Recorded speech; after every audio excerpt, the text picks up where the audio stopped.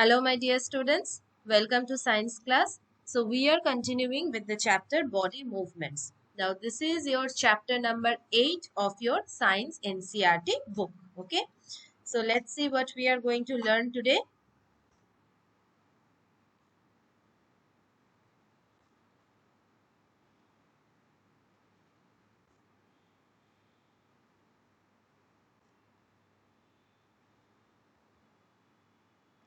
Today, we will be learning about what? About shoulder bones and hip bones. Okay. So, let's proceed.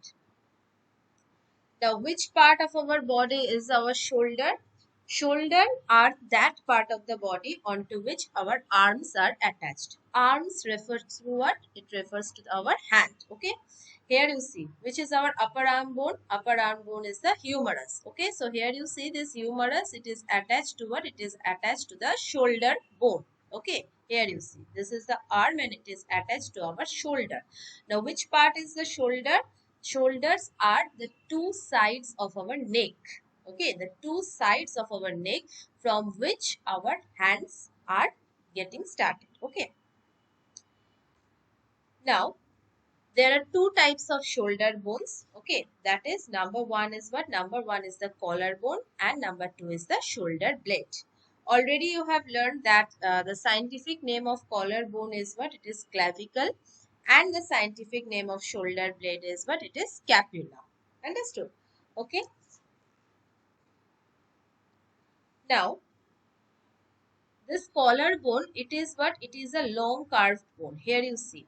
Now, collarbone, like from outside also, sometimes it is prominent. Like the person who is very skinny, okay, you will find that around the both side of the neck, okay, this collarbones, these are prominent, okay. And this collarbone, it is a long carved bone. Here you see, this is a long carved bone, okay. In between, there are no joints, okay.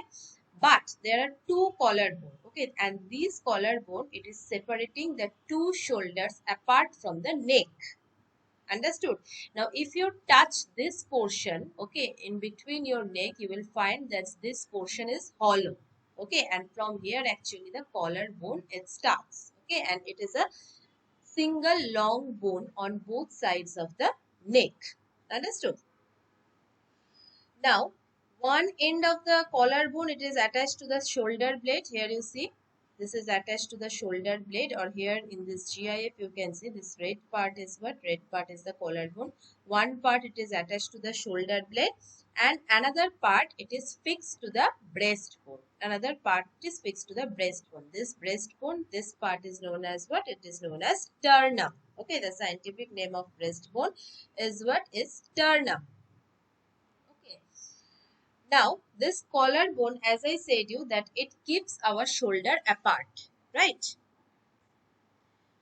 Next is the shoulder blade. The scientific name of shoulder blade is what? It is scapula. Okay. So, shoulder blade, it is a large, flat, triangular bone. Here you see. This is what? This is a flattened bone. Okay. Collarbone, it is what? It is rounded bone, and shoulder blade, it is what? It is triangular and flattened bone. Okay. Now, this shoulder blade, basically, it is present at our back side. Okay. Now, this is what? This shoulder blade, it is attached to the backbone. Okay. And by muscle, actually, it is attached and it allows the free movement of the shoulder. Here you see. Okay. It allows what? It allows the free movement of the shoulder. Okay. Now, each shoulder blade, it has got what? It has got a cup shaped socket. Okay. Now, here you see in the next slide, you can understand it. Each of the shoulder blade, it has got a cup shaped socket. Here you see, this is actually the cup shaped socket. Okay, socket means what? Socket means the hole. Okay, now the upper arm means the upper arm bone, that is humerus. It fits into the socket of the shoulder blade, forming what? Forming ball and socket joint. Now, about ball and socket joint, you will come to know when I will teach you about the joint. Okay. Now, this upper arm bone, actually, it has got ball structure, okay, and this shoulder blade, it forms a socket structure. Now, this ball, this part, okay, it gets attached to inside. Understood? Next, what are the functions of shoulder bone? Number one is collarbone, which is a part of a shoulder bone on two sides of the neck. As you already know that it keeps our shoulders apart. Number two is that shoulder blades attach arms to our body. Number three, shoulder blades provide sides for muscle attachment, which move our arms, our body. Okay, so that's all about your shoulder bone. Now next we will be learning about what? About hip bone. So what is hip bone? The hip bone, where it is present near our waist. Basically at the back side of our waist. Here you see, this is our waist. From here our legs are attached, and this is what actually, this red colored part, this is actually our hip bone. Okay. Now, this hip bone, it forms what? It forms a large basin-shaped frame at the lower end of the backbone. Here you see the backbone, it is attached to the hip bone. Okay, the lower end of the backbone, it is attached to the hip bone. Okay, and it is what? It is a basin-shaped frame at the lower end of the backbone onto which the legs are attached. Legs means upper leg. Okay, that is the thigh bone or the femur. Femur, it is generally attached to this hip bone. Okay. Now this hip bone, okay, it is also known as what? It is also known as pelvic bone or pelvis. Okay. Now this hip bone, it is what? It is not at all a single bone. Okay. It is made up of number of bones fused together by fixed joints. Okay. Fixed joints means what? Fixed joint means immovable joint. Okay.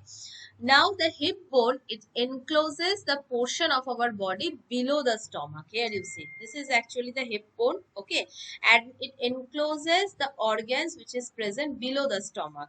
Now below the stomach, it includes what? It includes a part of a large intestine. Here you see. Okay, a sketch of hip bone is there. Here you see a part of large intestine. Okay, it is enclosed by the hip bone.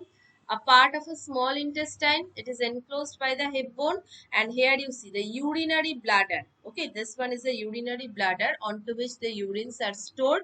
This urinary bladder, it is also enclosed within the hip bone. And also the reproductive organ of male and female, that also encloses under what? Under hip bone. Okay. Now, actually this hip bone, it forms the link between the upper part of the body and the legs. Understood? Here you see this leg. This is what? This is femur. And here you see this is attached to what? This is attached to the pelvic bone or the hip bone by, again, ball and socket joint. Okay. Ball, it is formed by this femur, and socket, it is formed by the pelvis or the hip bone. Okay. Here you see, this is what? This is, as I said you, that ball and socket joint. Now femur, it contains this ball, and this hip bone, it contains the narrow hole or the socket. Okay, so this fits inside it. Okay. Next, functions of hip bone. What are the functions of hip bone?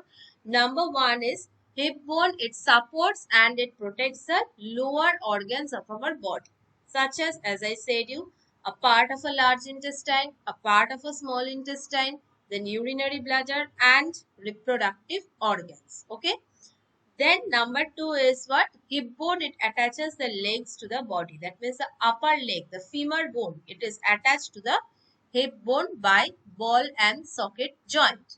Number three is, hip bone, it provides sides for the attachment of muscle that moves legs, hips and trunk. You all know that every part of a skeletal system, it actually provides side for the attachment of muscles. So similarly, hip bone is also not an exceptional one. Hip bone also provides sides for the attachment of muscles that moves legs, hips and trunk. Okay. So that's all for today. In our next class, we will be learning in details about the bones of our hand. That means finger bones we will be learning. Okay. So thank you everyone for listening.